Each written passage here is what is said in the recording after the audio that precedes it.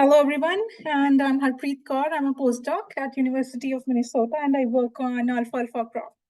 And my topic today is, I'm going to compare three different genetic maps, which were developed using three different reference genomes.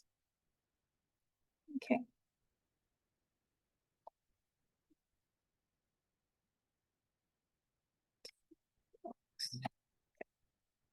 So a little bit about alfalfa, which you all probably know about this right now. So it's the queen of forages because of its high protein content and is mainly used as feed for cattle and horses in the United States. And it's a perennial crop. It has four sets of genomes. It's an autotetraploid with a genome size of 800 million base pairs for a single set of genome. And it's highly cross-pollinated and a heterozygous crop, and all its cultivars are mainly synthetic varieties. So objective of my study was to develop a genetic linkage map using GBS data and analyze the impact of different reference genomes that on a genetic linkage map, right? So my hypothesis was that alfalfa, since it's a highly variable crop, I would see different genetic linkage maps when I'll change my reference genome. And my second hypothesis was that what if we use a pangenome? So pangenome is a concept where we can combine different reference genomes into single, which represents the variation from various pangenomes. So it will include the information from all the different genomes, and it should improve my genetic linkage map, right? So that was the second hypothesis. And for materials, so we developed a biparental population using two different parents, and we developed 166 F1 progenies. We used the genotyping by sequencing or GBS platform. The read size was 100 base pairs per read. It was single end data. For quality control, I used Remomatic to remove the adapter sequences and low quality reads. And we had around 1.4 billion reads for this population, which is pretty good data, I think. And then for the alignment, for each of the reference genome, I used BWA aligners. So a little bit about three reference genomes. So the first one was the Zhongmo #1 cultivar, which was grown and bred in China. And it's a chromosome level high sequence, really high quality sequence assembly, genome assembly. And the second one was Xinjiang Dai, which was also originated or grown and bred in China. And it's a allele aware chromosome level high quality assembly. I used only the first homologue of this one. And for my third reference genome, I had pangenome, which had three reference genomes, which were grown and bred in China. And I also included two from our US germplasm. So the fourth and fifth in my pangenome reference genomes, they are highly fragmented compared to what we have from Chinese germplasm. And a little bit about how I developed this reference genome. So I used a mini graph pipeline, which is a graph which develops a graph-based pangenome. So what it does is we need to have a reference-based genome, which was Zhongmu #1 in my case. And what we do is we bring in the second assembly and we find out what are the structural variations between those two. And any additional sequences which are not present in my base reference will be added in my genome as a separate contig. And similarly, I'll add all my other reference sequences sequentially using this pipeline. And pangenome will look something like this. So in this case, I have the orange base reference genome, and I have all the fragments in the form of bubbles or nodes presented as structural variations which were not present in my base reference genome. So this format is called graphical fragmented assembly. And we have a tool called GFA tools, which can convert this GFA format to a FASTA format, which can be read by normal aligners that we use in our mapping studies. So I converted that pangenome to a FASTA format. And now I have three different reference genomes, which were aligned using BWA to my single ends, to my GBS data. And for each of the reference genome, I followed this procedure.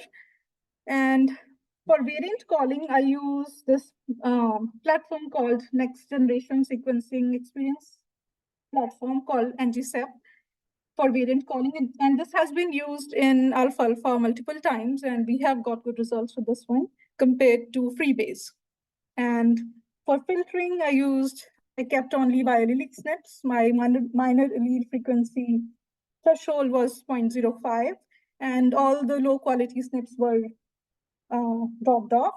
And I used various combination of read depth and missing SNP data filters. And I'll explain a little bit about it in my next slide. And for genotype calling, I used UpDog, and I imputed the missing data and filtered out the SNPs which showed over dispersion or bias in read depth. And lastly, then I input this data into MapPoly to develop linkage map. So let's talk about results. So this column shows the number of SNP markers which were retained after using different filters. So these three columns, these are my three different reference genomes, and these are the filters that we use. So I used different combinations of read depth and missing genotypes. For example, the first was read depth was kept, minimum read depth for each SNP was 60, and it should be all those SNP sites or should be present in 100 genotypes out of 164. And in the next, it's not a different step, but using the same data set, I applied this filter. I reduced the read depth to 40 and increased my genotypes where this should be present to 140 from 100. And then similarly, I decreased read depth to 20, and then I increased my missing genotypes or to 160, that at least in 160 genotypes, this should be present. So what I'm doing here is I'm increasing the allele frequency when I'm reducing my read depth. And believe me, only compared to using only one filter out of these, my maps were much worse compared to when I merged these files together into one. So in next step, I merged these files into one. So this is the number for 3 genomes. As you can see, in pan genome, the number of SNPs retained were much lower compared to the other two.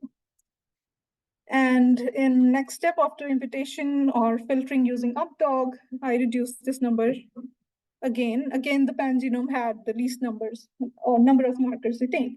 And I do want to note here that in my pan genome, my reference base was same as this one, the Jammu number 1 reference genome. So this first reference and pan genome do share a lot of markers.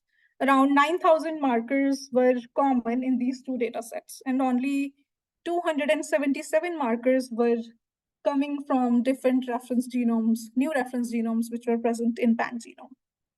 And we'll see how that impact my results.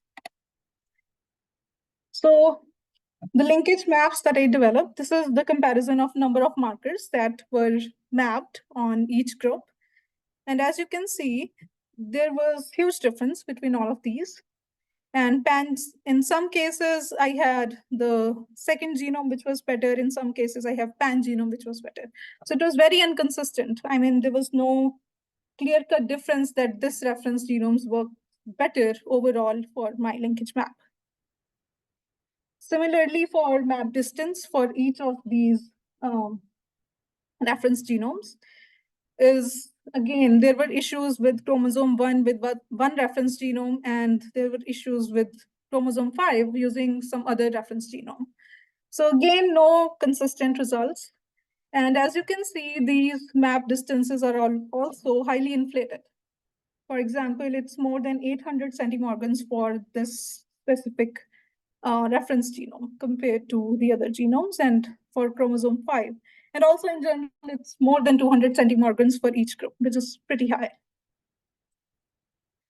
So I looked into it, each and every file. So as you can see, there were huge gaps between some of the markers in some of the chromosomes, and it wasn't consistent again was not consistent between any of the reference genomes. For example, for chromosome 1, it was worse in first and second reference genome compared to pan genome. And in pan genome, all these three red highlighted chromosomes were worse compared to these two other genomes.